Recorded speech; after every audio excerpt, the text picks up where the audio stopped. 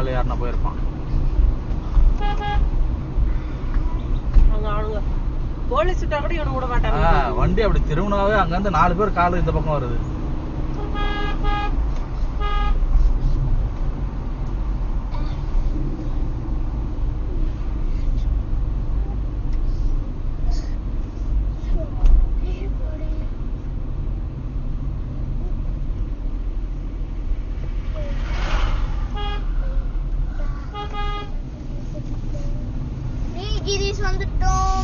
எங்க போட்டு இது plastic free Nilgiris welcome to Udhagamandalam.